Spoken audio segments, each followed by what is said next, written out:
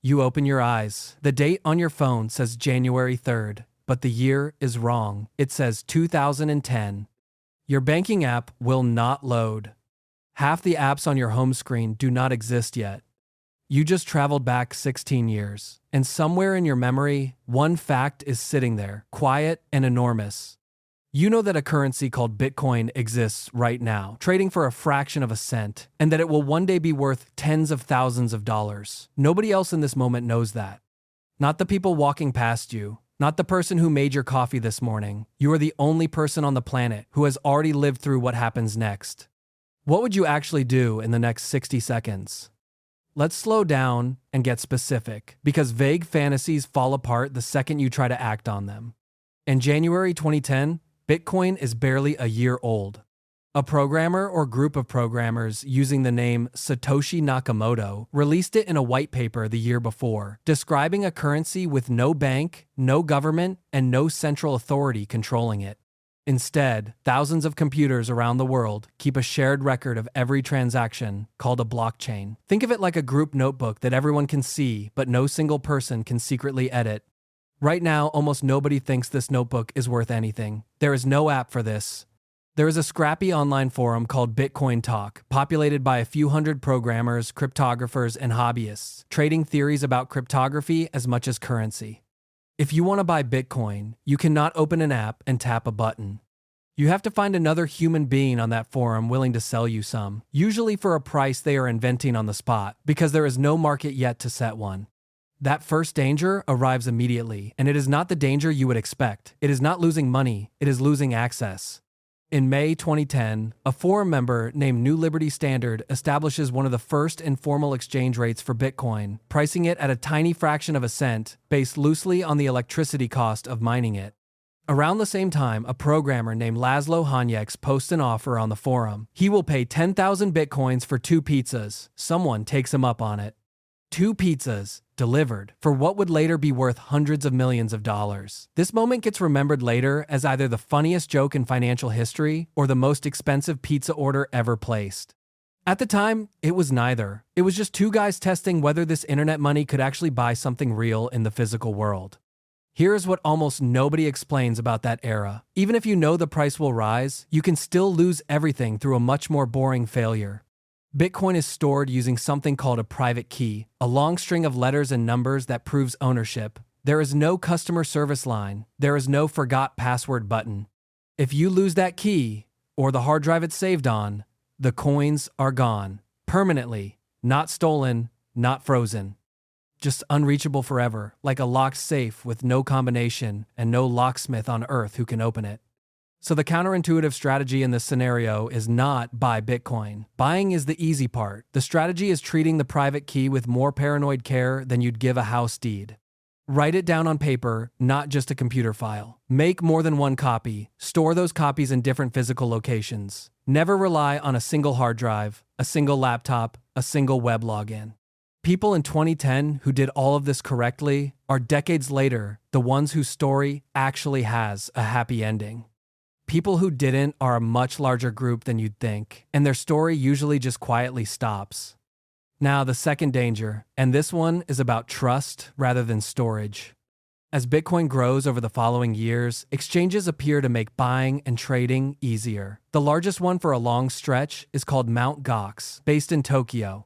By 2013 and into 2014, it is handling a majority of all Bitcoin trades worldwide. Then, in February 2014, Mt. Gox collapses, announcing that it has lost around 850,000 Bitcoins, worth hundreds of millions of dollars at the time, later worth vastly more.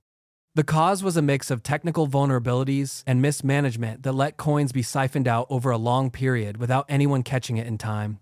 This is the danger that knowing the future does not protect you from. You could correctly predict the price of Bitcoin down to the year, hold every coin safely in your own wallet using a private key nobody else controls, and still lose it all if you hand your coins to the wrong custodian and that custodian fails. The lesson underneath this is older than any of this technology. It has a name among a certain kind of early Bitcoin user. Not your keys, not your coins. If someone else holds the keys to your money, you don't fully own that money. You are trusting them to behave, and history is full of custodians who didn't. The third challenge is not technical at all, it's psychological, and it might be the hardest one of the three. Imagine you did everything right. You bought early, you stored your keys safely, you avoided the exchanges that failed. Now you watch the price rise from fractions of a cent to a few dollars by 2011, then crash by more than half within months, then crawl back up over years, then explode past $1,000 in 2013, then crash again by over 80% into 2015, then slowly climb toward tens of thousands of dollars by the end of the decade. Every single one of those drops feels, in the moment, like the end. Your brain does not experience a 80% crash as a normal part of a volatile asset's history. It experiences it as a fire alarm. That reaction is not weakness. It's ancient. For most of human history, a sudden loss meant a sudden threat to survival, and the brain's oldest circuitry treats a shrinking bank balance the same way it once treated a shrinking food supply. It screams at you to act now, to get out, to stop the bleeding. The people who held on through those years were not the ones who felt no fear. They were the ones who recognized the fear as an old alarm system misfiring on a modern situation, and who had decided in advance what they'd need to see to actually sell. A 2021 report from the blockchain analysis firm Chainalysis estimated that a meaningful share of the total Bitcoin supply had already been lost forever by that point, largely through exactly the failures described above. Forgotten keys, discarded hard drives, and early holders who simply gave up and walked away before the story turned. Knowing the ending in advance does not remove the temptation to quit in the middle. If anything, it raises the stakes of every single moment when quitting feels reasonable. So here's the turn. This was never really a story about Bitcoin. It's a story about what happens when you're handed a piece of information that only pays off if you can survive the years of discomfort standing between you and the payoff.